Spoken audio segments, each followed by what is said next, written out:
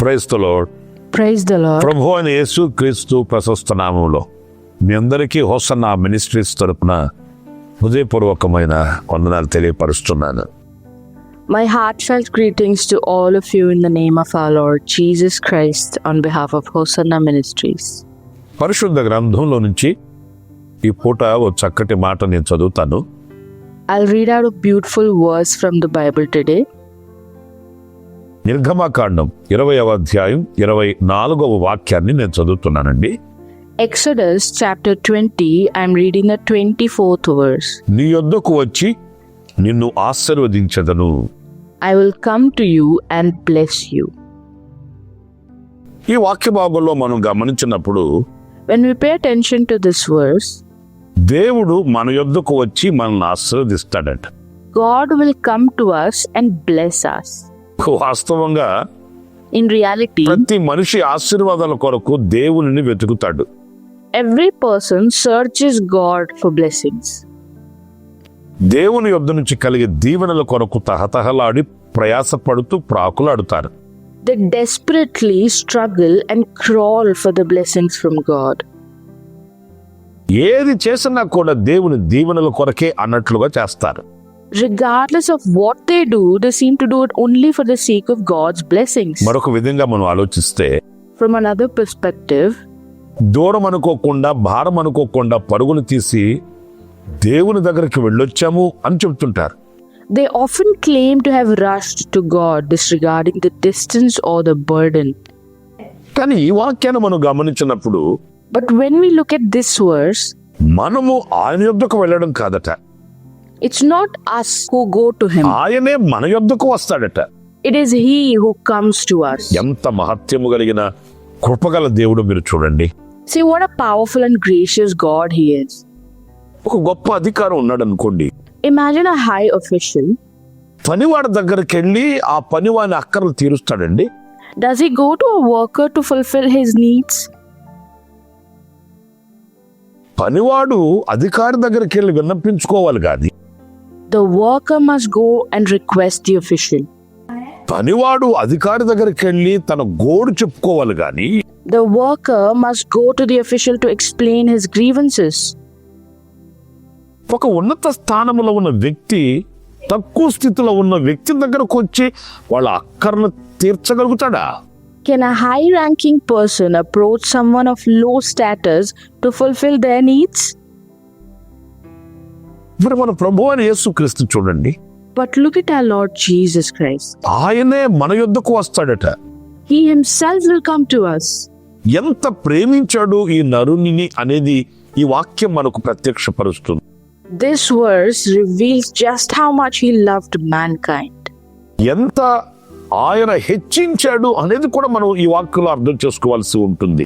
We must also understand the extent to which he has honored us in this verse. ఆయన మన యొద్దకు రావడం ఏంటి? How is it that he approaches us? కీర్తనల గ్రంథంలో కూడా మనం చదువుతాము, We also read it in Psalms. ఆయన నరుని దర్శించుటకు నరుడు ఏ పాటివాడు? What is man that God would come to him? పురుగు వంటి వాడు కదా. Man is like a worm, isn't he? ఆయన చేతితో చేయబడిన సృష్టి కదా. He's a work of his own hands, isn't he? మరి ఈ నరుని ఆయన దర్శించి ఆయన ఆశీర్వదించడం అనేది ఆశ్చర్యాన్ని కలిగించే విషయమే కదా. The fact that he visits and blesses this man is quite remarkable, isn't it? ప్రియమైన దేవుని బిడ్డలారా, The children of God. ఇంతవరకు దీవెనల కొరకు ఎక్కడికో పరుగులు తీసి ఉండవచ్చు. Until now, you may have run here and there for blessings. ఎవరినో విన్నపించుకొని You ఉండవచ్చు. may have pleaded with many. కానీ ఈరోజు ఇదిగో ఈ వాక్యము నీ ఎదుట నిలుస్తుంది. But today, this word stands before you. ఆయన నీ యొద్దకు వచ్చి He will come to you. ఆయన నిన్ను He ఆశీర్వదిస్తాడు. will bless you. ఈ ఆశీర్వాదాలు మనం పొందుకోవాలంటే For us to receive this blessing, ఏం చేయాలి? what do we do? మనం ఎలా ఉండాలి? How should we be? ఒక 2-3 మాటలు మీతో చెప్తాను. I'll share 2 to 3 things with you. మీరు ఎఫెసీ సంఘానికి పరిశుద్ధుడైన పౌలు రాసిన పత్రికలో In the letter Paul wrote to the church of the Ephesians, మొదటి అధ్యాయం 3వ వాక్యాన్ని చదివినప్పుడు when you read the first chapter, verse 3, మన ప్రభువైన యేసు క్రీస్తు యొక్క తండ్రియగు దేవుడు స్తుతింపబడును గాక. ఆయన క్రీస్తునందు పరలోక విషయంలో ఆత్మ సంబంధమైన ప్రతి ఆశీర్వాదమును మనకు అనుగ్రహించెను. praise be to the God and Father of our Lord Jesus Christ, who has blessed us in the heavenly realms with every spiritual blessing in Christ. ఇక్కడ క్రీస్తునందు అనే మాట మనం గమనించాలి. Here we must pay attention to the term in Christ.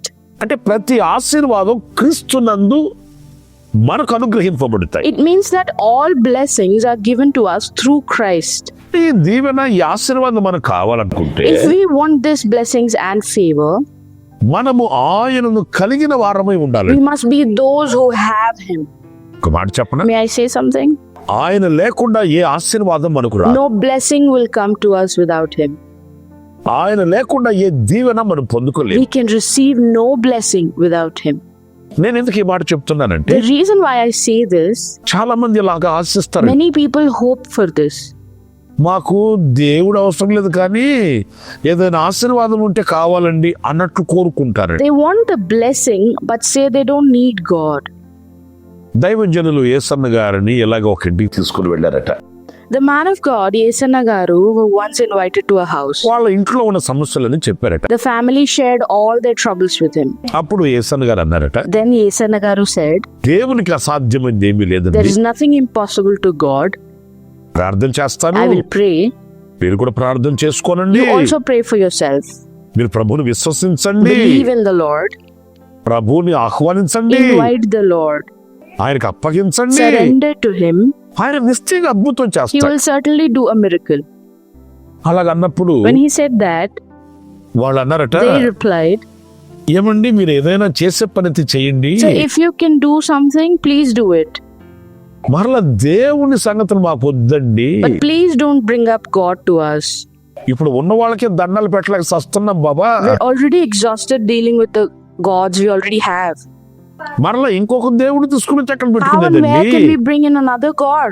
ఈ మాటలు కొంచెం ఆశ్చర్యాన్ని కలిగించేట యేసన్న గారు. These words left Yesanna Garu quite astonished. దేవుడు లేకుండా దేవుని మూలముగా కలిగే ఆశీర్వాదాలు ఎలా వస్తాయి?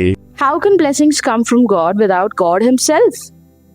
ఇప్పుడు యేసన్న గారు అన్నారట, Then Yesanna Garu అలా replied, కాదండి, No, it's not like మీరు that. ప్రభువుని విశ్వసించండి, You believe in the Lord. మీరు ఆయనకు విన్నపించుకోండి, You plead with Him. ఆయన మీ బ్రతుకులు అద్భుతం చేస్తాడు. He will perform a wonder in your lives. వాళ్ళు అంటారట, To this they said, దేవుడు మరలా దేవునికి ప్రార్థన ఎన్ని కాదండి, God and prayers, forget about all of that. మీరేమైనా చేస్తే చేయండి. If you can do anything, then please do that. Yesanna గారు చెప్పాడట, Yesanna Garu replied, నా చేతుల్లో ఏమీ లేదండి, There's nothing in my hands. ఏ నరుని చేతుల్లో ఏమీ లేదండి. There's nothing in the hands of any man. ఎవరైతే ఆయనను కలిగి ఉంటారో Anyone who holds on to Him, ఆయన యందు పరలోక విషయంలో ఆత్మ సంబంధమైన ప్రతి ఆశీర్వాదం అనుగ్రహింపబడుతుంది. every spiritual blessings in heaven will be granted through Him. ఆయన యందున్న ఆశీర్వాదాలు, Blessings are found in Him. ఆయన మూలముగా కలుగుతాయి ఆశీర్వాదాలు. Blessings come because of Him. ఆయనను చేరుకుంటే, ఆయనకు విన్నపించుకుంటే, ఆయన మూలముగా కలిగే దీవెనలు మన సొంతం. If we approach Him, plead with Him, the blessings that come through Him will be ours. అంతేగాని ఆశీర్వాదం మాత్రం నాకు కావాలి, దేవుడు నాకు అవసరం లేదంటే కుదరదు. But you can't claim that you want the blessings while rejecting God. That is not possible. నా ప్రియమైన My సహోదరులారా, dear ones, ఆశ అయితే మీకుంది, you do have the desire.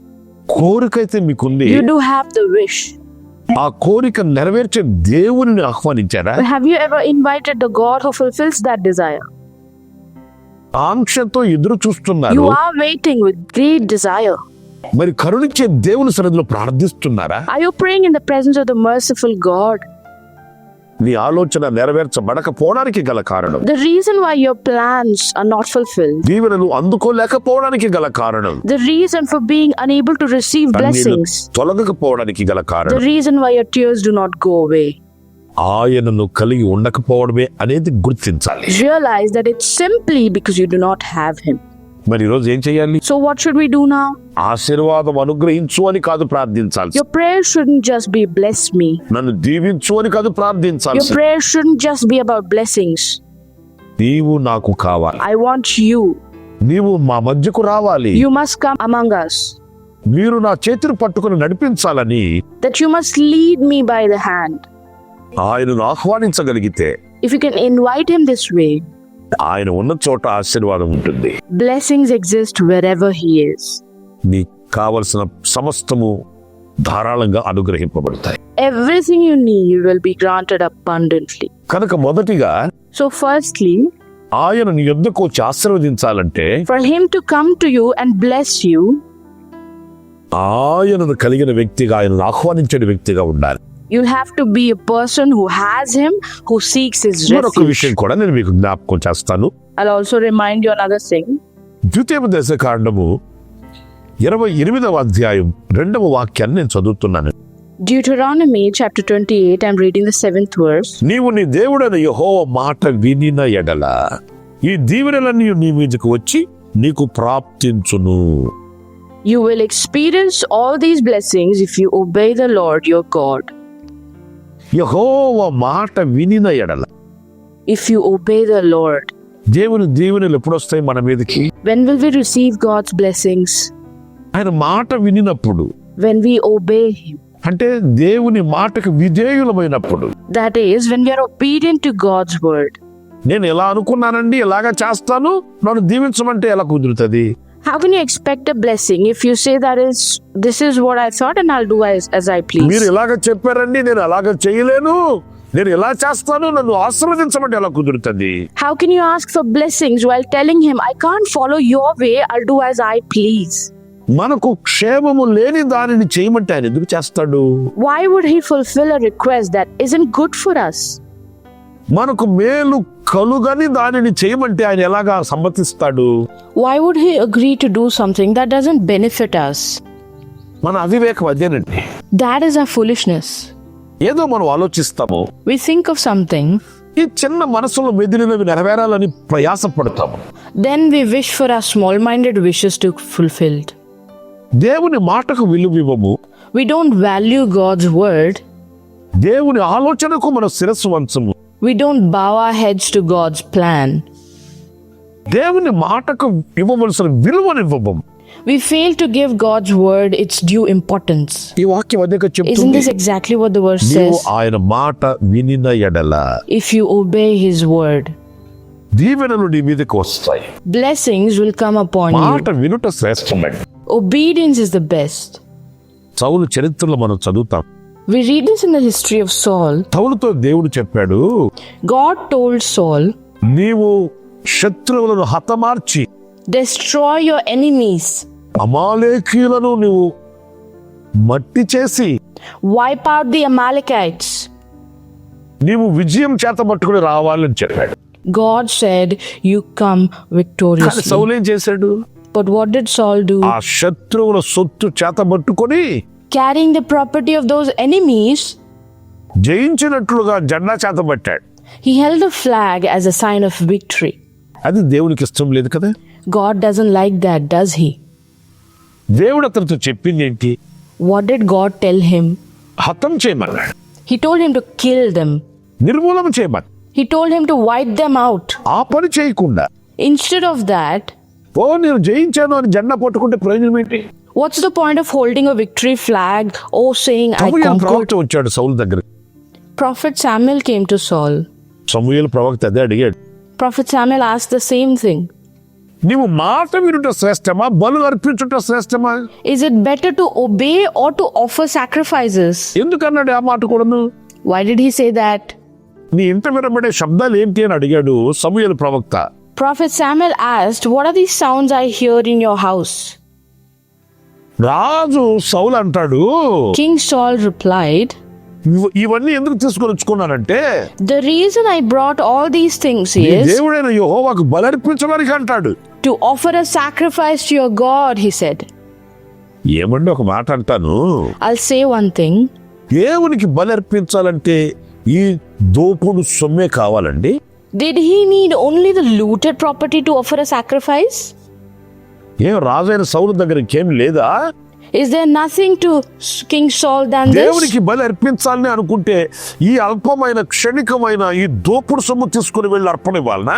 If he wanted to offer a sacrifice to God, did he really need to offer this trivial, fleeting, looted property? సమూయేలు ప్రవక్తతో అంటాడు సౌలు, Saul tells Prophet Samuel, ఈ బలి కొరకు తెచ్చానంటాడు. he brought them for the sacrifice. దైవజనుడైన సమూయేలు ప్రవక్త అన్నాడు, Man of God, Prophet Samuel said, నీవు దేవుని మాట వినకుండా ఏమి బలులు అర్పించినా అది ఆయనకు అంగీకారం అవుతుంది. if you don't obey God's word, how can any sacrifice you offer to God be acceptable to him? మాట వినుట కదా శ్రేష్టము. Obeying is superior after all. ప్రియమైన సహోదరులారా, My dear ones, కాస్త బాధ కలిగించే మాట చెప్పనా? shall I say something that might hurt a little? దేవుడు నిన్ను నీ రాజ్యాన్ని స్థిరపరచాలనుకున్నాడు, God intended to establish you and your kingdom, కానీ నీ రాజ్యం నిలబడదు అన్నాడు. but your kingdom won't last, he said. చూసారండి, Did you see? దేవుని మాటకు విధేయులము కాకుండా By failing to obey God's word, దేవుని ఆలోచనకు మనం శిరస్సు వంచకుండా by failing to bow our heads to God's will, దేవుని వాక్యానికి మనం సమ్మతించకుండా by failing to support God's word, ఏ ఆశీర్వాదం మన మీదకి రాదండి. no blessing will come to us. ఏ దీవెన మనం పొందుకోలేమండి. No blessing can be ours. ఎక్కడ ఆశీర్వాదకరంగా నిలవలేమండి. We cannot stand as a blessing anywhere. ఏది పట్టినా ఏది ముట్టినా అందులో మనం సఫలం కాలేమండి. We'll not find success in anything we do or touch. కష్టం కనబడుతుంది, The effort is visible, కష్టానికి తగిన ప్రతిఫలం మన చేతికి రాదండి. but we'll not receive the rewards for that oh effort. రెక్కల ముక్కలు చేసి రక్తాన్ని ఆవిరి చేస్తుంటామండి, We exhaust every ounce of our strength and energy, కానీ తగిన ప్రతిఫలాన్ని మనం పొందుకోలేమండి. but we fail to receive the proper reward. ప్రియమైన సహోదరులారా, Dearly beloved, దేవుని మాటకు విధేయులమైతే if we are obedient to God's word, అది మనకు దీవెనను తీసుకొని వచ్చి పెడుతుంది. that will fetch blessings for us. మరి ఈ రోజున దేవుని వాక్యానికి దేవుని ఉపదేశానికి ఎంతవరకు విధేయులమవుతున్నాము? So how much are we actually obeying God's word and instructions today?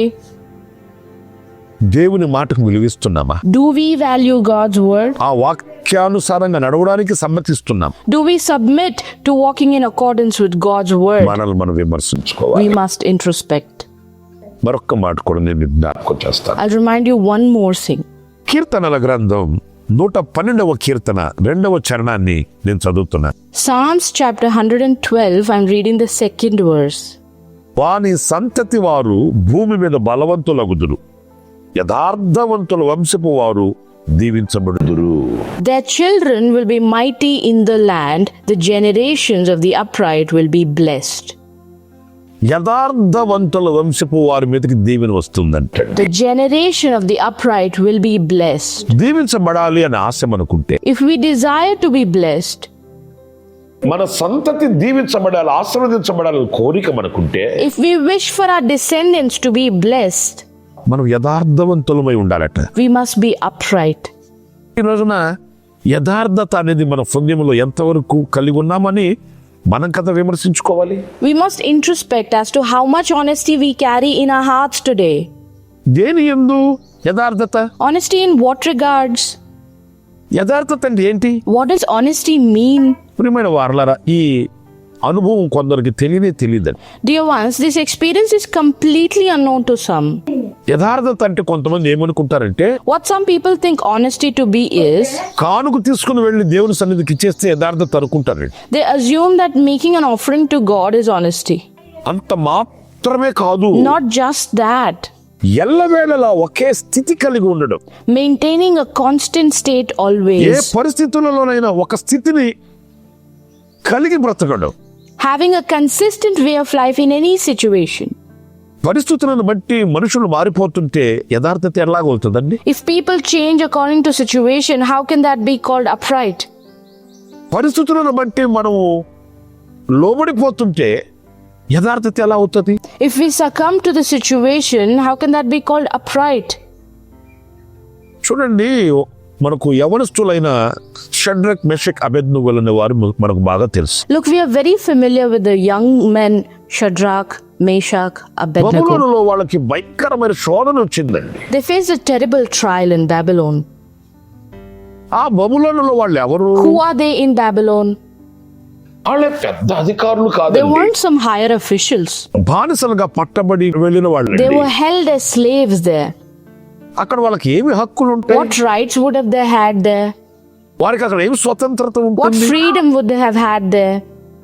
అలాంటి క్లిష్ట పరిస్థితుల్లో కూడా Even in such critical situations, Shadrach, Meshach, అబేద్నెగోలు, దానియేలు వంటి యవనస్తులైన వాళ్ళు young men like Shadrach, Meshach, and Abednego and Daniel, తాము నమ్ముకొనిన దేవుడు యందు ఎంత స్థిరులై ఉన్నారు అనేది how firm was their faith in God?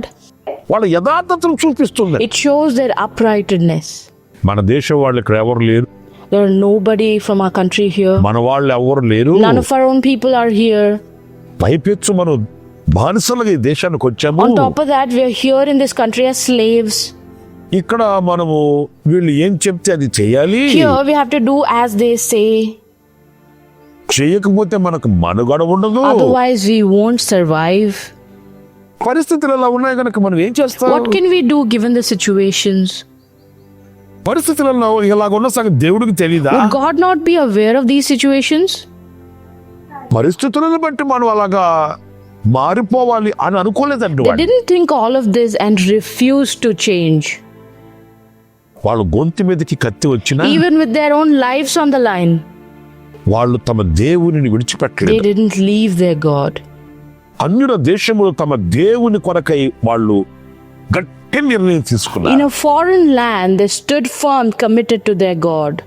తొలుకు వాళ్ళు భుజించే ఆహార పదార్థాల విషయంలో కూడా Ultimately, even the matter of what they ate, కుడికైనను ఎడమకైనను తొలగిన వాళ్ళు కాదండి. they didn't budge from their path.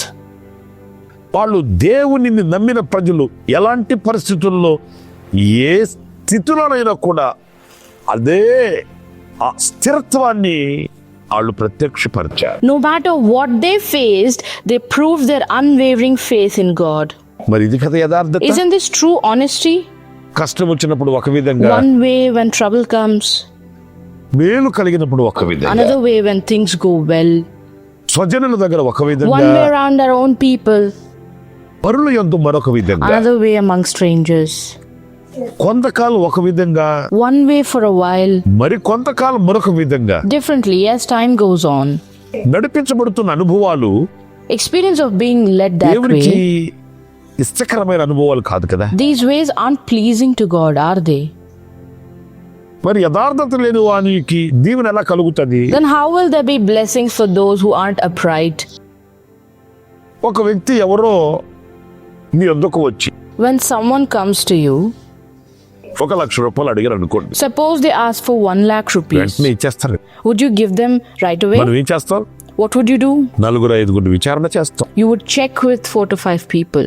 ఇతడు మరలా తిరిగి ఇస్తాడా Will he pay it back?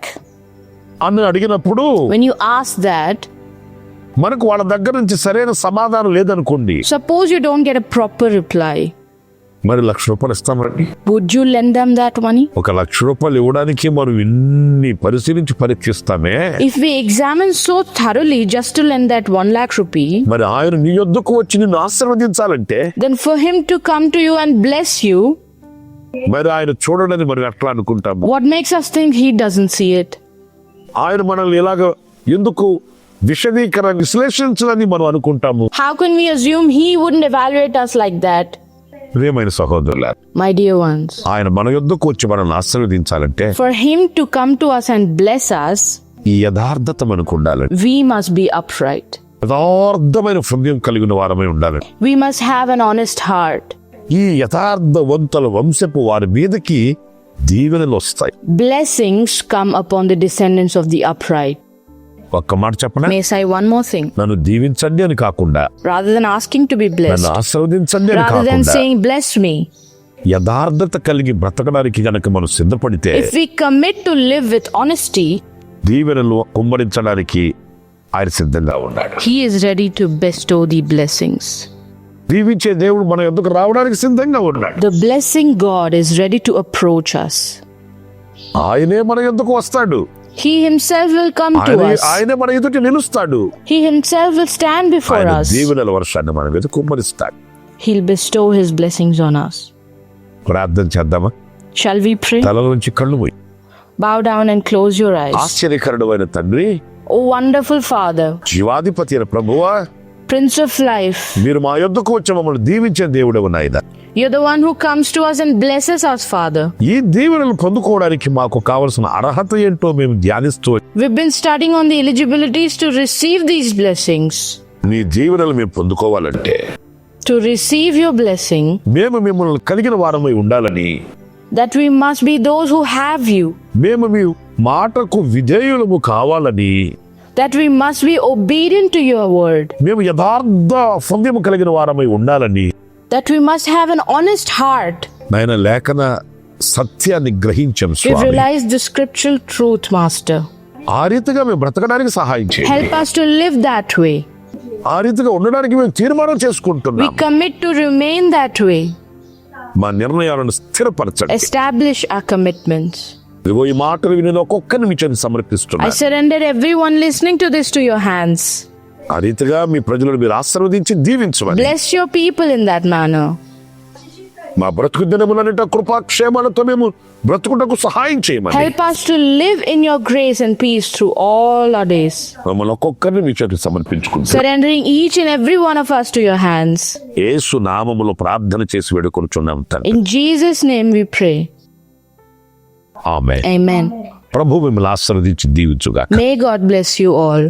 మరొకసారి మీకు హోసన్నా మినిస్ట్రీస్ తరపున హృదయపూర్వకమైన వందనాలు తెలియపరుస్తున్నా. My heartfelt greetings to all of you once again on behalf of Hosanna Ministries. Amen. Amen. For daily Word of Grace messages and for more spiritual messages, please subscribe to our YouTube channel, Pastor Ramesh, Hosanna Ministries.